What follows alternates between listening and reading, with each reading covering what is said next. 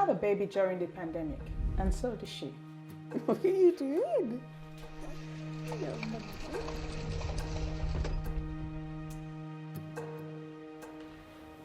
There's a lot of us.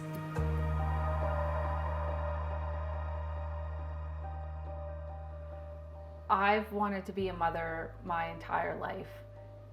My son Jack was born October 16th, 2020. Nora was definitely not expected, although she was very much wanted, and the same for Aaron. Aaron was even more of a surprise. We did not plan to have 2 kids under 2. We moved here from Nigeria in 2019. I moved here very pregnant with my daughter. And I just had another one, a boy, Jimmy Ramezi, and he's just 6 months old. I was a midwife for 9 years before I moved to Canada in 2019. For me, it's not a job, it's a passion, it's something I've been called to do. So April of 2020, I had my 13-week ultrasound and I saw the baby. I'd bought these little baby boots and we put the picture in a picture frame and I knocked on my parents' door, jumped back onto the lawn, and I had to tell my parents from over 6 feet away that they were going to be grandparents for the first time. And it was just never in a million years the way I expected to tell my parents such wonderful news. Believe me when I say it is difficult. It was a difficult experience. My friends actually felt I was just pushing them away. I didn't want them to help, but it was me trying to protect my baby. It was me trying to not let this evil virus get near us. My pregnancy with Nora was generally very good. I had preeclampsia with her, which made the pregnancy a little bit more complicated. Simon wasn't allowed to come to pretty much any of the appointments after I had my 20-week scan, which was quite nerve-wracking, especially with complications in my pregnancy. Being by myself was nerve-wracking. I remember the first time,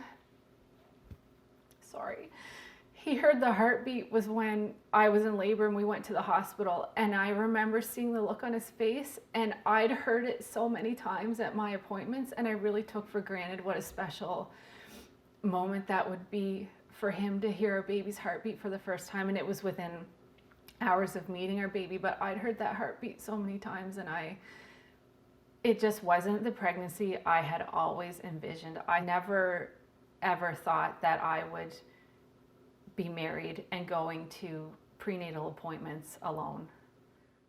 Back home in Nigeria, it is different. If a woman is to have a baby, she has a host of, the community, she has her whole family, her friends, but the experience was flipped. It was limiting. A big part of my postpartum depression or anxiety was that I wasn't feeding her properly, but at the time I was just so worried that if I told anybody how I was feeling, that they would take her away from me. It really brings tears to my eyes because it was such a terrifying feeling. I think just because me and Nora were in the house, we were in this little bubble, just the two of us, which in a way was absolutely amazing, but it was also very, very isolating. I can tell you that it was a difficult pregnancy, not because I had medical problems, far from that. I was super strong. COVID messed with a lot of our mental health. I kept wondering if I made the greatest mistake of my life getting pregnant or allowing myself to be pregnant, because of the fear, the anxiety, the what ifs. I definitely knew going in that my delivery wasn't going to be everything I wanted to be. I knew that going in. And the only way I could deal with it was to make peace with that. The pandemic definitely robbed us of a multitude of experiences. I think that part of it, I need to acknowledge, is we're so lucky. At the same time, none of our family, none of our friends from Scotland have met the babies, plural, which is awful, especially considering Nora's nearly 2.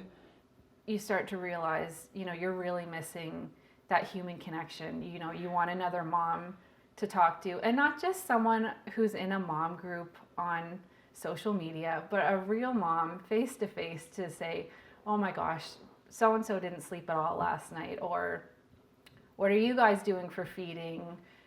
I've always been someone that tries to see the positives, and I got that from my mum. We were out walking every day, and we walked around sunset, so it was just absolutely beautiful.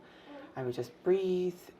Part of how I think I came out of the postpartum issues that I was having, I just was able to just take that time and just breathe. It was really good.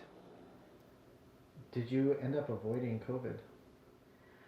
Oh, we as a family did absolutely everything we could to avoid COVID, and we still ended up getting it.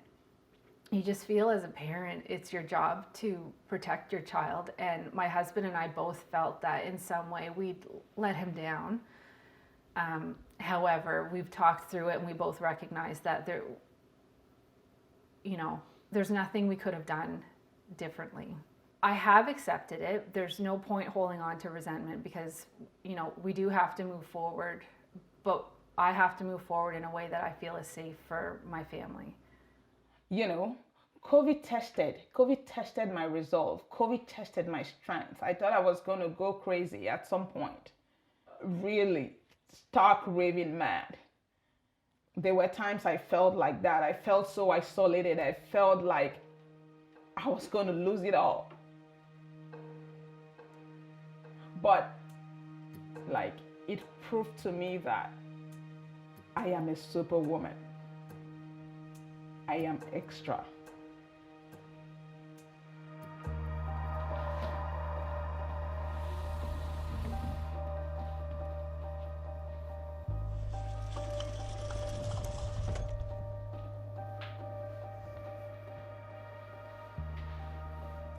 I'm Carolyn Ferguson, and COVID hasn't taken away my hope for the future.